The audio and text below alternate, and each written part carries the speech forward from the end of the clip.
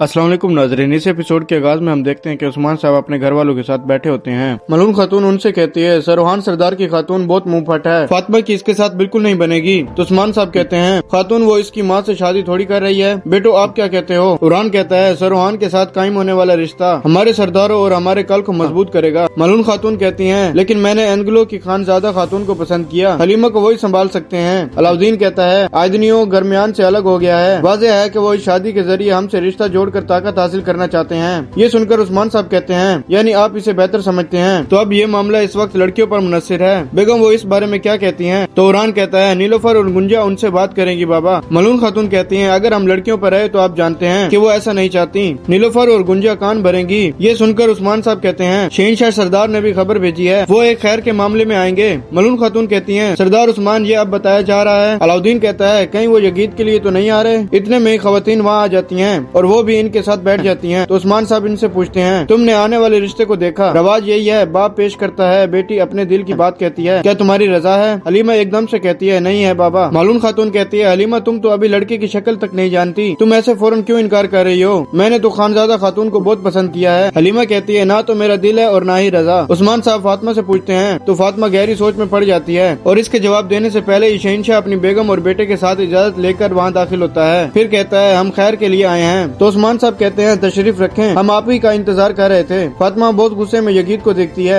फिर मंजरनामा तब्दील होता है और हम देखते हैं करवां सराय में वो मशकूक लोग उठकर आगे बढ़ते ही हैं कि अब्दुर्रहमान इनके सामने आ जाता है और इनसे पूछता है, कहाँ से आए हो और कहाँ जा रहे हो, आओ जरा जान पहचान कर लें, हम तुम्हें शरबत पिलाते हैं। मगर आगे वाले दो जाने लगते हैं तो अब्दुर्रहमान खंजर दरवाजे पर दे मारता है। फिर इनसे पूछता है, कौन हो तुम, तुम्हारा नाम और पहचान क्या है। वो दोनों आगे बढ़ते हैं और अब्दुर्रहमान को लात मार कर पीछे धकेल देते हैं। बाकी भी एकदम से हथियार निकाल लेते हैं, मगर अब्दुर्रहमान संभालता है और अपने साथियों के साथ इन पर टूट पड़ता है। करवां सराय मैदान जंग बन जाता है, खून पानी की तरह बह रहा होता है। अब्दुर्रहमान का गुस्सा सर पर चढ़ के बोलता है, सब इनके कहर का सामना कर रहे होते हैं। लड़ाई के दौरान दुमरुल थोड़ा जख्मी हो जाता है, मगर इसके बावजूद वो सामने आने वाले दोनों को काट डालता है। वो जंगजू भी खूब हाथ पांव मारते हैं, लेकिन एक जंगजू पहला कुल्हाड़ा अरिस्तु की जानिब फेंकता है तो अरिस्तु खुद को बचाता है। वो जंगजू दूसरा कुल्हाड़ा फेंकता है तो अरिस्तु बड़ी महारत से इसे पकड़ लेता है और इसे सामने वाले सिपाही की तरफ फेंक देता है, मगर पीछे ढाल होने की वजह से इसे कुछ नहीं होता। वो तीर एकदम से अरिस्तु पर तानता है, मगर अरिस्तु तलवार निकालते ही इसे काट डालता है और आखिरकार वहाँ से तमाम दुश्मनों का सफाया हो जाता है। बलाबान कहता है, ये कौन हो सकते हैं। तो दुमरुल कहता है, कौन होंगे,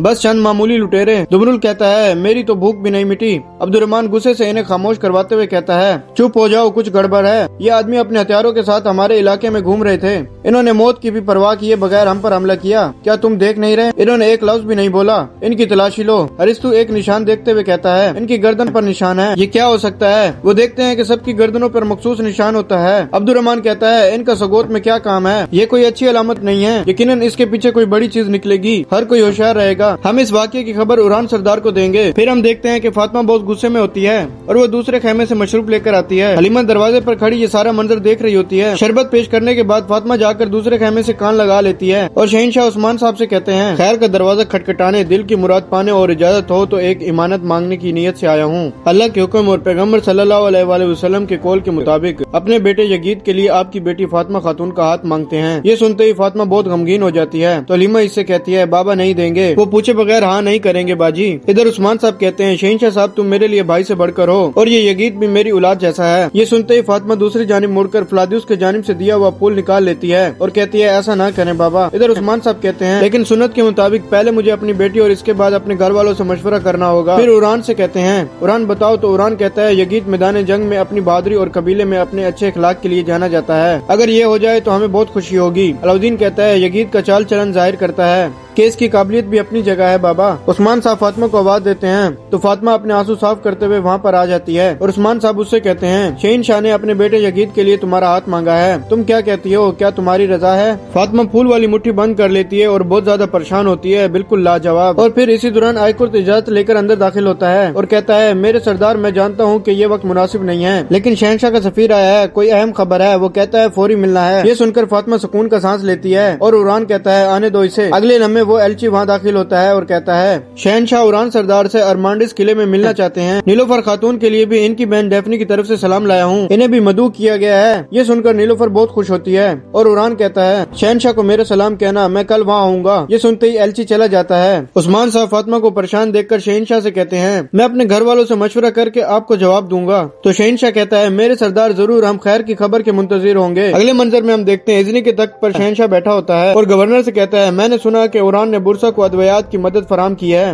تو گورنر کہتا ہے میں نے اپنے جاسوس بھیجے تھے۔ شہنشاہ غصے سے کہتا ہے لیکن تم کامیاب نہیں ہو سکے، پھر بھی یہ اچھا نہیں ہوا، جسے وہ تلوار سے نہیں لے سکا وہ عوام سے بغاوت کروا کے لے لے گا۔ اسی لمحے فلادیوس وہاں پر آتا ہے۔ فلادیوس کو دیکھ کر شہنشاہ کہتا ہے تم زوروں کے سرما بن گئے ہو، مجھے تمہارے بھائی کے لیے افسوس ہے۔ تو فلادیوس کہتا ہے میرے بھائی اور والد دونوں نے روم کے لیے اپنی جانیں قربان کی، مجھے ان پر فخر ہے۔ میرے لیے بھی بورسا کی عوام کے مستقبل کے لیے آخری سانس دینا بڑی شرف کی بات ہوگی جناب، مگر اپنے لشکر کے ساتھ ترکوں کو۔ مگر شہنشاہ کہتا ہے کوئی لشکر نہیں ہے، ترکوں اور دشمنوں کے خلاف ہر جنگ تلوار سے نہیں جیت سکتے، تو اسی لیے کل میں ارمڈس جا کر اوران سے ملاقات کروں گا۔ فلادیوس حیرانگی سے پوچھتا ہے کیا آپ ملاقات کریں گے؟ جناب جب وہ آئیں تو آپ انہیں مار دیں۔ جواب میں شہنشاہ کہتا ہے اگر تم کسی ترک سردار کو دھوکے سے مارو گے تو تم ترکوں کو متحد کر دو گے۔ بلکان میں کشکالوں کے ساتھ جاری جنگ ختم ہونے سے پہلے میں کوئی دوسرا محاذ نہیں کھولوں گا۔ فلادیوس کہتا ہے بورسا کے پاس مزاحمت کی طاقت نہیں بچی، میری فوج میری عوام مصیبت میں ہے، اگر یہ ملاقات بورسا کی عوام کو وقت دلا سکتی ہے تو میں اپنا فرض ادا کرنے کے لیے تیار ہوں۔ شہنشاہ کہتا ہے تم پھر سے روم کی مقدس تلوار بنو گے، اپنی جنگوں سے تم ترکوں کو کمزور کرو گے اور ڈیفنی نیلوفر کے ذریعے اوران کے قبیلے میں داخل ہوگی۔ فلادیوس حیرانگی سے کہتا ہے ڈیفنی؟ اسی دوران باہر سے ایک تیر آتا ہے اور فلادیوس کے پیچھے کھڑے جاسوس کی ڈھال میں جا لگتا ہے۔ تیر مارنے والی ڈیفنی کودتے ہوئے شہنشاہ کے سامنے گھٹنوں کے بل آ جاتی ہے اور اس کے بعد آگے بڑھتے ہوئے فلادیوس کے برابر میں آ کھڑی ہوتی ہے۔ شہنشاہ کہتا ہے کمانڈر فلادیوس یہ ڈیفنی ہے، یہ ساتھ ہی میں اوران کی بیوی نیلوفر کی بہن ہے۔ ڈیفنی غصے سے کہتی ہے نیلوفر نہیں، اس کا نام ہولوفیرا ہے، وہ اپنا نام بہت جلد پھر کبھی نہ بھولنے کے لیے دوبارہ یاد کرے گی۔ شہنشاہ کہتا ہے تم لوگ اوران کو اس قبیلے میں قید کرو گے، جب بلکان میں جنگ ختم ہوگی تو میرا لشکر ترکوں کو ختم کر دے گا۔ ساتھ ہی ڈیفنی فلادیوس کی جانب ہاتھ بڑھاتے ہوئے کہتی ہے تم سے مل کر خوشی ہوئی۔ تو فلادیوس اس کا ہاتھ چوم لیتا ہے۔ پھر ہم دیکھتے ہیں کہ کائی قبیلے میں فاطمہ ازدبل کی جانب جا رہی ہوتی ہے کہ یگید اس کا گھوڑا لے کر آگے آ جاتا ہے اور کہتا ہے آپ جب آ رہی تھی تو میں نے سوچا میں تیار کر دوں۔ فاطمہ پوچھتی ہے تمہیں کیسے پتا چلا کہ میں جا رہی ہوں؟ تو یگید کہتا ہے اوران سردار نے مجھے بھی ارمڈس آنے کا حکم دیا ہے۔ فاطمہ کہتی ہے اور سردار یقیناً بہتر جانتے ہیں۔ یہ کہتے ہی فاطمہ گھوڑا لے کر جانے لگتی ہے کہ یگید اس سے کہتا ہے فاطمہ میں چاہتا تھا کہ تم میری نیت مجھ سے سنو، میں آ کر خود تم سے بات کرنا چاہتا تھا، میں نے کئی بار بات کرنے کی کوشش کی